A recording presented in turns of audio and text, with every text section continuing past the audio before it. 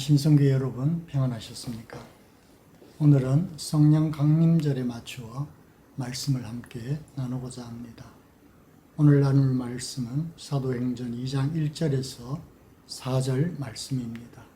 제가 말씀을 봉독하겠습니다. 오순절 날이 이미 이르매 그들이 다 같이 한 곳에 모였더니 호련히 하늘로부터 급하고 강한 바람 같은 소리가 있어 그들이 앉은 온 집에 가득하며 마치 불의 혀처럼 갈라지는 것들이 그들에게 보여 각 사람 위에 하나씩 임하여 있더니 그들이 다 성령의 충만함을 받고 성령이 말하게 하심을 따라 다른 언어들로 말하기를 시작하니라. 아멘. 오늘 본문은 예수님께서 부활하시고 40일간 제자들과 함께 지내시다가 승천하신 후에 예수님을 따르던 무리들이 한 곳에 모여 있을 때에 그곳에 성령께서 임하셨다고 전하고 있습니다. 먼저 무리들이 모인 이 모임에 대해서 한번 생각해 보고자 합니다. 이 모임은 그저 친목을 위한 모임이 아니었습니다. 그리고 각자 개인적인 목적을 위해 모인 모임도 아니었습니다. 이들은 한 마음으로 모였습니다. 이 모임은 오직 주님의 약속을 기다리는 모임이었고 성령을 간절히 기다리는 모임이었습니다. 다른 목적은 없었습니다. 그들은 오로지 한 마음으로 아버지께서 약속하신 것을 기다리라. 그러면 성령으로 세례를 받으리라는 주님의 말씀을 붙들고 함께 기도하기에 힘쓰기 위해서 모였습니다. 그때 성령께서 그들 가운데에 임하셨습니다. 교회가 오직 주님께서 주신 약속의 말씀을 붙들고 한 마음으로 기도에 힘쓸 때에 성령께서 그 가운데에 강하게 임하신다는 사실을 오늘 본문을 통해서 우리는 알 수 있습니다. 대부분 기독교인이라면 성령에 대한 관심이 굉장히 높습니다. 그리고 성령을 체험했다거나 성령을 받았다고 하는 사람들을 보면 부러워하기도 하고 나는 좀 받을 수 없나 하는 생각을 하기도 합니다. 심지어 어떤 경우에는 성령을 받게 해준다는 사람도 나타나기도 합니다. 그러면 갈급한 심령으로 그런 기도원이나 기도하는 곳을 찾아다니기도 합니다. 하지만 오늘날 성령을 체험했다는 사람들 중에 성령 체험에 대해서 오해하고 있는 분들이 매우 많습니다. 대개 성령 체험이라고 하면 오늘 본문에 나오는 것처럼 급하고 강한 바람 소리 같은 불의 혀처럼 갈라지는 뜨거운 체험이나 방언 같은 것을 주로 성령 체험의 전부라고 오해하는 경우들이 있습니다. 물론 이것은 성경에서 하나님이 영이 임재할 때에 주로 하나님의 신비로움을 표현하기 위한 상징적인 이미지들입니다.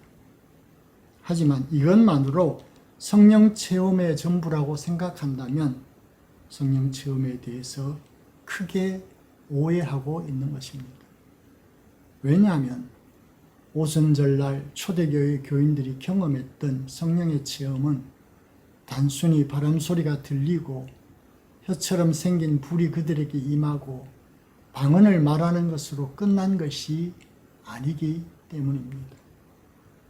사도행전 1장 8절에 보면 주님께서 승천하시기 전에 제자들을 향해 예루살렘을 떠나지 말고 성령을 기다리라고 하시면서 성령께서 임재하시는 목적에 대해 분명하게 일러주시는 것을 볼 수 있습니다.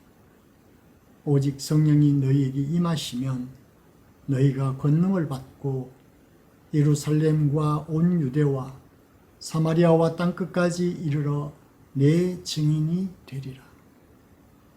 주님께서는 제자들에게 성령이 오시면 그들이 권능을 받을 것이라고 말씀하십니다.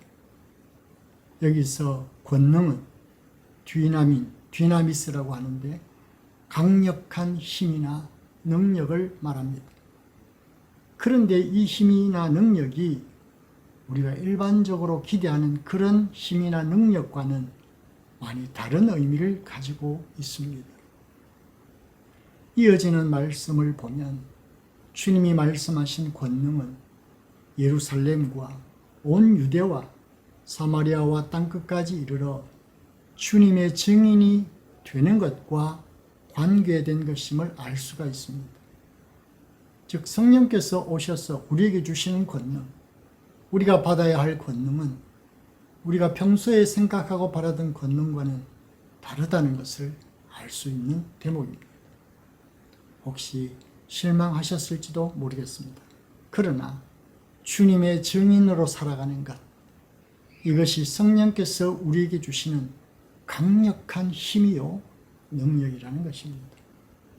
살아계신 하나님을 영으로 체험하고 나면 우리가 무엇을 위해서 어떻게 살아야 할지를 분명하게 알게 될 것입니다.